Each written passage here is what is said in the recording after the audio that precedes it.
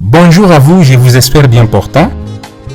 La 9e information que vous devez connaître pour réussir l'élaboration de votre mémoire de licence en droit est relative à la question de savoir comment trouver un sujet de mémoire.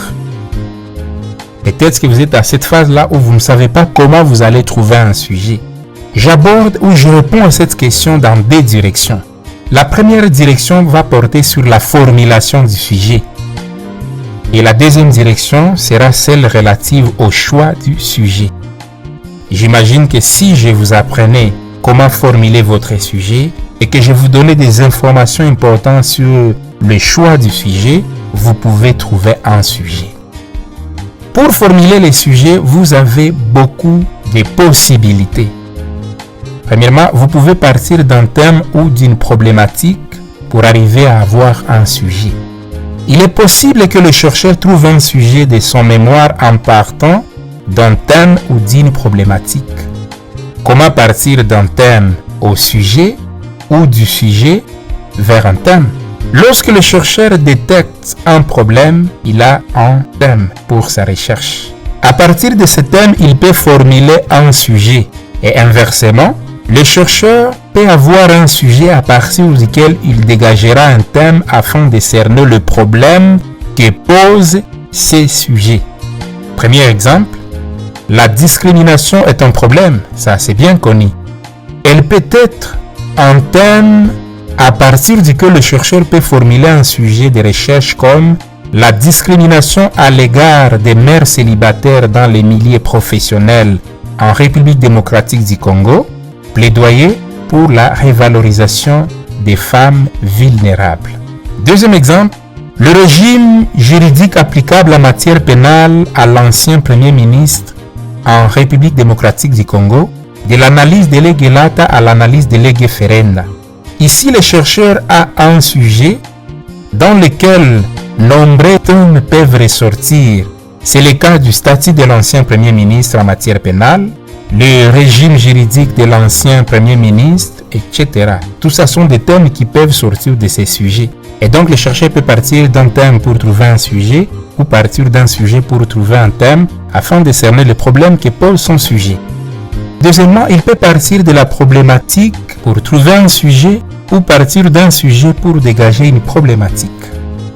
Lorsque le chercheur découvre une question fondamentale, il a une problématique dans sa phase embryonnaire, bien évidemment. Il peut donc partir de cette problématique pour formuler un sujet, tout comme il peut partir d'un sujet pour dégager la problématique. Je vous donne des exemples. Premier exemple, dans quelle situation vivent les mères célibataires dans les entreprises où elles travaillent? Il s'agit là d'une question qui fait songer à une problématique à partir de laquelle le chercheur peut formuler les sujets suivants. Analyse de la protection juridique de vulnérables dans les sociétés commerciales congolaises, cas des mères célibataires. Deuxième exemple, régime juridique applicable en matière pénale à l'ancien Premier ministre en République démocratique du Congo, de l'analyse de lege lata à l'analyse de lege ferenda. Ici, le chercheur a un sujet dans lequel nombreuses questions rentrant dans la problématique peuvent être soulevées. C'est le cas de quel problème que pose l'ambiguïté sur le régime juridique auquel doit être soumis l'ancien Premier ministre en République démocratique du Congo pour ses manquements à la norme pénale? C'est une problématique qui peut sortir de pareils sujets. Mis à part ces deux techniques, partir du sujet vers un thème ou un thème vers un sujet, ou partir d'un sujet vers une problématique ou une problématique vers un sujet, il y a d'autres techniques qui peuvent vous aider à formuler les sujets. Et je vous donne quelques-unes. Technique d'associer au moins deux domaines ou disciplines. Vous pouvez essayer la méthode entonnoir. Vous pouvez limiter les sujets géographiquement, chronologiquement, matériellement, et j'en passe. Vous pouvez trouver ce qui vous plaît ou ce que vous détestez. Vous pouvez partir des bonnes questions que vous vous posez. Vous pouvez vous référer au conseil de William et j'en passe. Donc, je prends cette première technique-là dans les autres techniques, mis à part les deux que nous avons eu à donner précédemment. En quoi consiste cette technique d'associer au moins deux domaines ou disciplines? Étudier les relations qu'entretiennent deux domaines a priori sans lien entre eux peut s'avérer un exercice passionnant. Cette méthode évitera aux chercheurs de s'enliser dans des sujets excessivement pointus. Il est préférable que le chercheur choisisse deux domaines ou disciplines qu'il maîtrise suffisamment. On pourrait ainsi imaginer des combinaisons telles que le droit du travail et le droit des obligations, le droit constitutionnel et la science politique, le droit des transports et le droit commercial, et j'en passe. Il s'agira donc pour les chercheurs de mobiliser ses connaissances et ses compétences dans ces deux domaines choisis. Le premier domaine sera son thème majeur et donc il doit le maîtriser. Et le second domaine sera le prétexte de son questionnement. Et ici, il devra posséder des solides notions en la matière sans pour autant se présenter comme expert. Je vous donne des exemples. De l'importation de meubles en plastique de la Chine, apport du commissionnaire sous le droit OHADA. Ici, il y a des domaines qui sont combinés, les droits des transports et les droits commerciaux. Deuxième exemple, régime juridique des contrats des joueurs professionnels congolais. Ici, c'est le droit des obligations ou le droit des contrats, ainsi que les sports qui sont combinés. Et vous qui aimez les sports, vous pouvez avoir un sujet passionnant. Associer des domaines permettra aux chercheurs de générer un sujet original ou de proposer un angle inattendu. Il faut néanmoins préciser son sujet afin d'éviter de s'embarquer dans un programme périlleux et irréalisable. Et donc le chercheur peut partir d'un élément du cours ou des cours qui ont attiré son attention et formuler son sujet. Deuxième méthode ou deuxième technique, vous pouvez essayer la méthode entonnoir. Comment maintenant utiliser la méthode entonnoir? La méthode entonnoir permet aux chercheurs de formuler les sujets en suivant les règles ci-après. 1. Partir de généralités aux spécificités. Par exemple, des fonds de non-recevoir en matière pénale, cas de la prescription. Avec un sujet pareil, le chercheur est parti de plusieurs fins de non-recevoir qui existent en procédure pénale et parmi lesquels il se propose d'analyser la prescription. Deuxièmement, vous pouvez partir des faits connus vers les faits non connus. Par exemple, de la répression des actes antisociaux en droit congolais, nécessité de réprimer la sorcellerie. Il est bien connu que les faits antisociaux sont réprimés en droit congolais.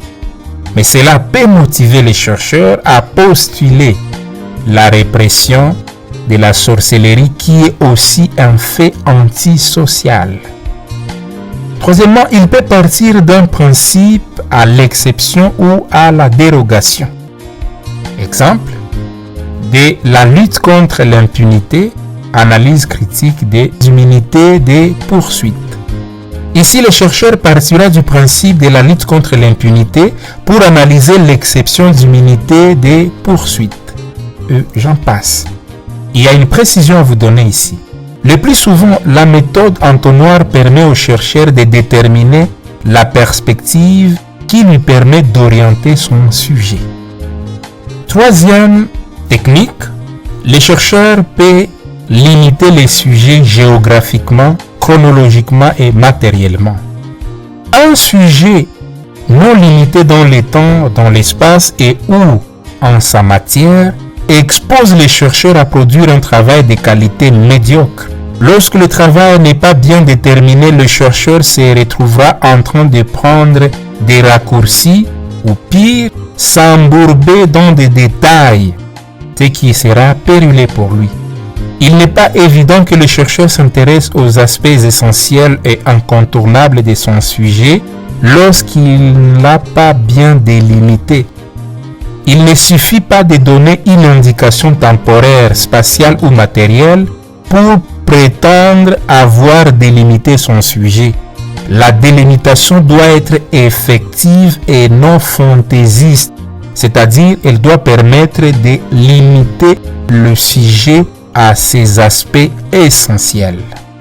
si je vous donne ces conseils, il est davantage bénéfique lorsque le chercheur délimite son sujet avant d'aller plus loin dans les recherches.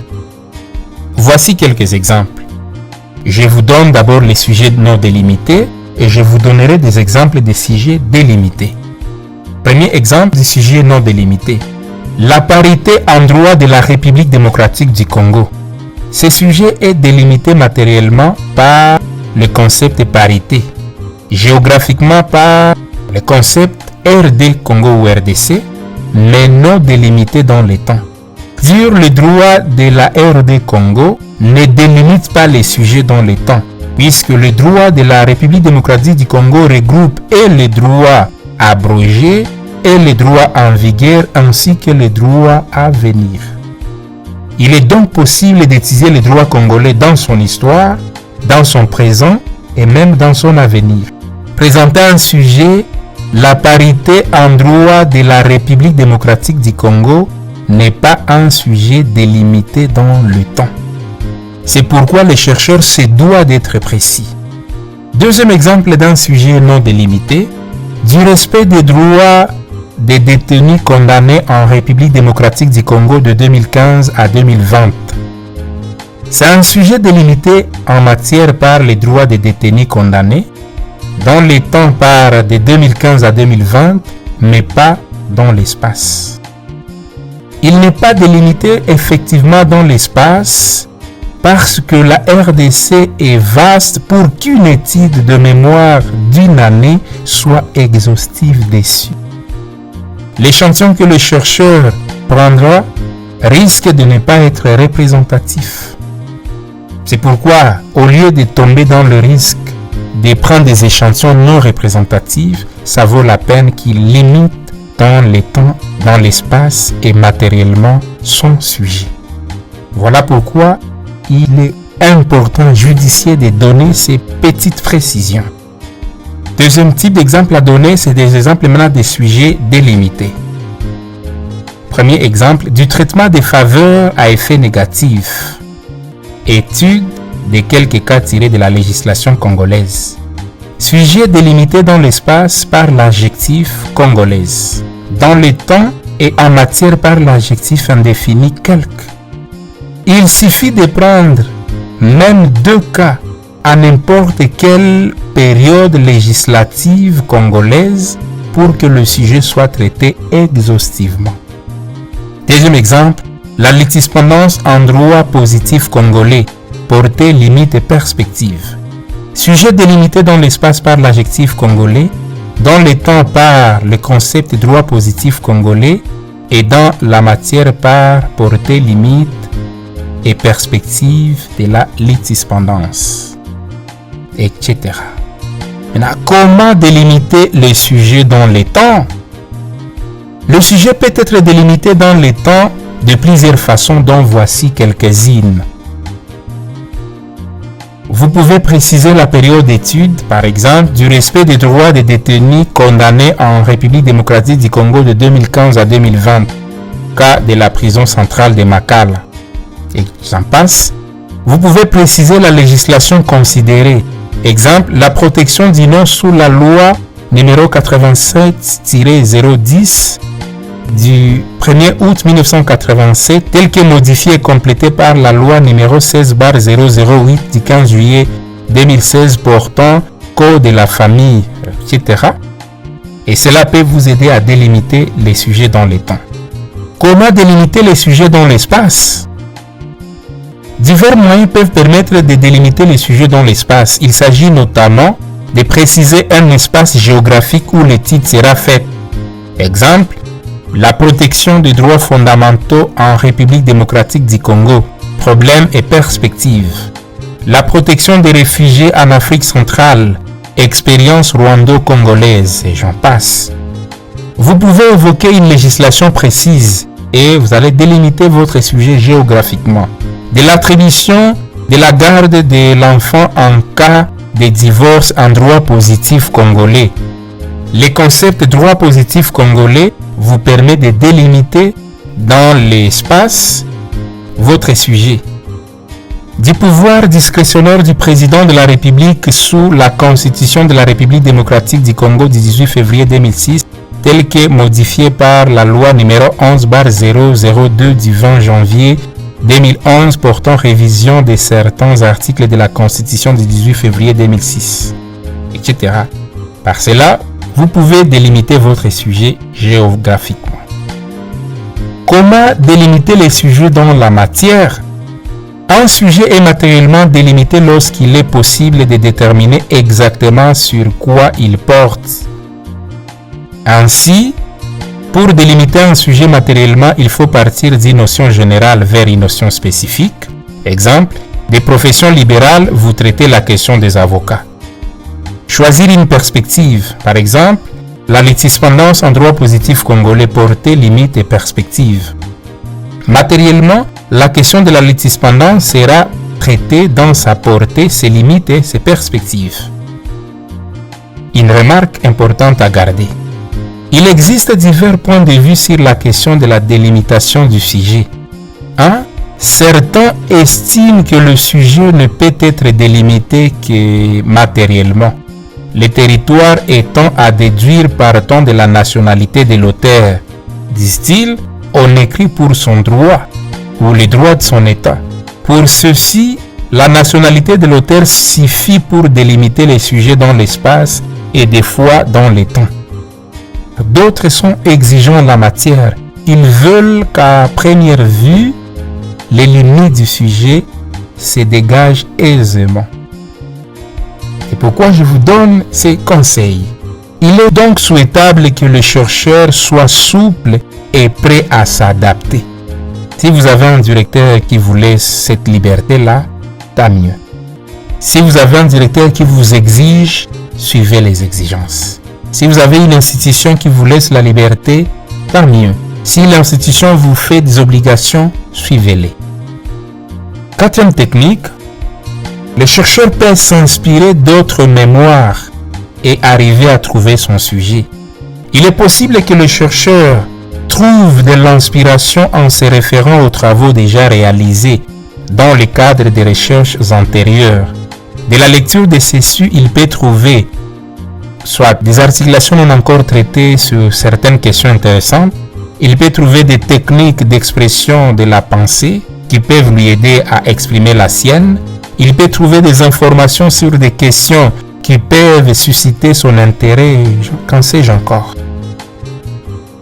Pour trouver les sujets, le chercheur peut s'inspirer des faits, des souvenirs ou des expériences vécues.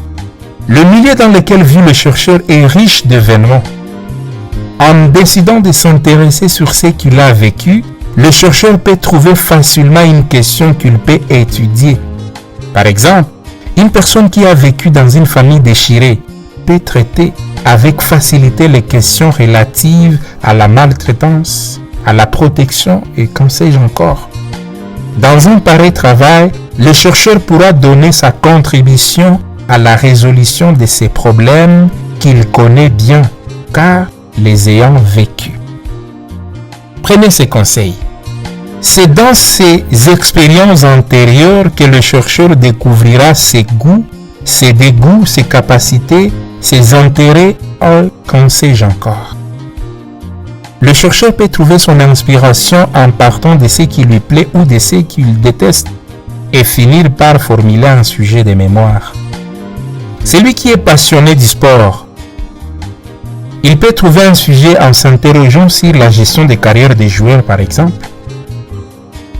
Celui qui déteste l'inégalité peut, par exemple, étudier de près la question relative à la parité homme-femme. Quand le chercheur travaille sur une question qui lui plaît, il a plus de chances d'être productif, car il aura du plaisir en faisant ce qui lui plaît et son rendement sera considérable. Quand le chercheur travaille sur une question qu'il déteste, il s'acharnera et par conséquent, il trouvera tout ce qu'il lui faut pour éradiquer ce qu'il considère comme mal. Pour un sujet pareil, le directeur devra jouer un rôle considérable. Il devra veiller à ce que le travail ne manque pas d'objectivité. Je vous donne un exemple.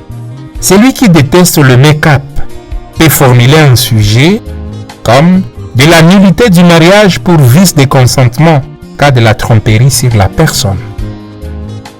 Un autre exemple, celui qui se plaît par la protection de l'environnement peut formuler un sujet bizarre de la protection de la nature, nécessité de penser le sujet naturel du droit. Le chercheur peut trouver également un sujet sur lequel travailler en se posant de bonnes questions. Il se posera des questions du genre: ai-je suffisamment assez de connaissances dans quel domaine que je peux exploiter? Vais-je disposer d'importantes ressources documentaires pour étoffer mes recherches? Disposerai-je d'assez de temps pour traiter mon sujet en profondeur? Suis-je capable de me passionner pour ces sujets pendant plusieurs mois d'affilée? Quels sont mes centres d'intérêt? Quels sont les problèmes de mon époque qui nécessitent des solutions? Qu'est-ce que je peux faire de mes connaissances juridiques pour me rendre utile? Quel est mon projet de vie qui m'a conduit à poursuivre mes études de droit, et j'en passe? En se posant des questions du genre, les chercheurs peuvent parvenir à trouver un sujet sur lequel travailler. Ainsi, prenez ces conseils. Faites-vous aider par votre directeur, par votre encadreur, par un accompagnateur, qu'en sais-je encore, pour effectuer les meilleurs choix possibles. Deuxième conseil, n'oubliez pas pour autant qu'il s'agit de votre travail et donc c'est vous qui passerez des heures à plancher dessus. Et donc, soyez conséquents. Troisième conseil, quoi qu'il arrive, vous devez prendre la décision finale seul. Les chercheurs peuvent arriver à formuler un sujet, à trouver son sujet en se référant sur les conseils de William. Nous proposons dans une formulation adaptée les 5 conseils du professeur William Anderson que Raymond Henry avait traduit et complété par quelques autres remarques.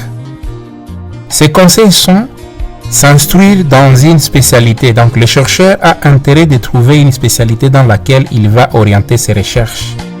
Quoiqu'il ait le devoir d'avoir à la limite les connaissances minimales dans toutes les disciplines de son savoir juridique, découvrir sa spécialité est un atout. Si le savant n'est pas en peine de problème, les novices ne les voient pas parce qu'il ne connaît pas son champ de travail. C'est ainsi que le chercheur peut notamment s'informer à travers les publications scientifiques, les revues, les recherches, ainsi de suite. Deuxièmement, il doit lire, écouter et travailler avec l'esprit aux aguets. Les chercheurs ne devraient pas oublier qu'entre les lignes du savoir humain, on peut toujours apercevoir l'abîme de l'inconnu quand on sait y jeter les coups de sonde appropriés. C'est pourquoi la lecture, l'écoute ainsi que le travail sont indispensables pour les chercheurs. Ainsi, prenez ces conseils. L'homme est si souvent satisfait de son petit savoir qu'il est aveuglé sur l'étendue de son ignorance. Combien de prétendues vérités n'ont jamais été contrôlées? Troisièmement, envisager les problèmes qui se présentent dans sa spécialité comme de belles aventures intellectuelles, non comme des portes closes. Cette façon de voir contribuerait considérablement à la productivité du chercheur. Prenez ces conseils. Lorsque le chercheur n'a pas encore de spécialité, il peut lui être difficile de trouver un sujet de mémoire. Quatrièmement, commencer une recherche, c'est voir surgir 1000. C'est pourquoi celui qui a fait une vraie recherche peut plus facilement y entraîner les autres. L'autre conseil de William, ne jamais perdre une idée. C'est-à-dire, quand on a le bonheur d'en avoir une, qu'on la note aussitôt. Elle ne reviendra peut-être plus. Ainsi, prenez ces conseils. Parmi les problèmes sans nombre qui se présentent aux chercheurs, un choix s'impose. Les uns ont peut-être déjà reçu une solution, c'est pourquoi on fait bien de parcourir la littérature à ces sujets. Les autres ne valent peut-être pas la peine qu'on s'y attarde. On se pose bien des problèmes sans grande utilité pratique ni même théorique. Et enfin, un certain nombre se constituent des sujets impossibles à étudier.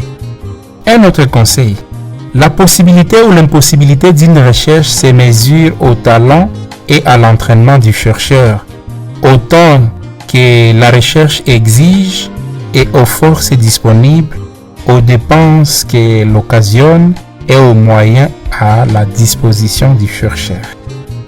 Ainsi, pesez bien les coûts de ces choses avant de faire votre choix. Ne choisissez pas un sujet qui va vous coûter plus que ce que vous avez. Choisissez votre sujet de mémoire en tenant compte des moyens ou de votre disposition, de votre carrière présente ou future, de vos goûts et aussi du but que vous vous proposez d'atteindre. Et notre conseil, si vos études sont bien organisées, votre mémoire sera une cheville ouvrière dans votre carrière ou dans la préparation à cette carrière.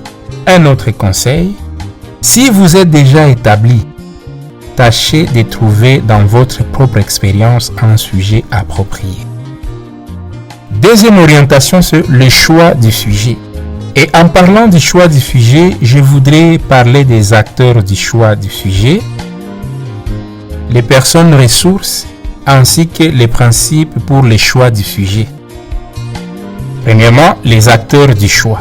Le choix du sujet peut être fait par n'importe qui des acteurs principaux de la rédaction du mémoire, de manière concertée, unilatéralement ou avec approbation. Chaque choix présente des avantages et des conséquences. Choix par le chercheur. Lorsque le choix du sujet est fait par le chercheur, il y a beaucoup plus de chances que le travail de recherche soit une réussite. Le chercheur est ici maître de son choix, mais s'il ne sait pas comment s'y prendre, il aura du mal à se lancer. Le choix du sujet peut être fait par le directeur dans les hypothèses suivantes. 1. Lorsque le chercheur demande à son directeur de lui proposer un sujet sur lequel travailler. Deuxièmement, lorsque le directeur a l'habitude d'imposer les sujets aux chercheurs qui veulent évoluer sous sa direction. Troisièmement, lorsque l'institution impose au directeur d'arrêter des sujets que les chercheurs vont étudier. Et j'en passe. Toutes les fois qu'il y a une marge de manœuvre permettant au chercheur de donner son consentement à la proposition de son directeur, le mémoire à intervenir a beaucoup plus de chances à réussir. Par conséquent, il vaut mieux provoquer ce genre d'occasion. Choix par l'institution ou université. Il existe des institutions possédant des politiques visant à définir au préalable des questions que les chercheurs pourront étudier dans leur mémoire de licence. Ces genres de politiques, à notre avis, sont source de découragement toutes les fois qu'elles ne laissent pas au chercheur la possibilité de donner son consentement. Si le chercheur ne trouve pas sa part dans les sujets à traiter, il y a lieu de craindre le manque de motivation de sa part, ce qui ne restera pas sans conséquences fâcheuses. Le choix du sujet par une institution qui finance la recherche. Il peut arriver que le chercheur trouve une institution qui présente un intérêt à ce qu'une étude soit faite sur une question précise, et dans ce cas, le chercheur qui consentirait à travailler sur la dite question n'aura pas à faire le choix du sujet. Il ne se limitera qu'à choisir de travailler sur les sujets ou pas, que l'institution aura à proposer.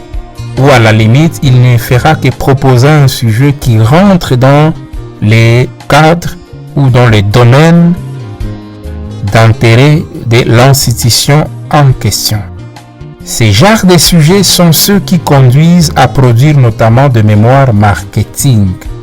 Il est possible qu'un domaine soit ciblé et que l'on laisse aux chercheurs la liberté de formuler un sujet qui rentre dans ces domaines et ou des objectifs poursuivis par l'institution qui finance les recherches.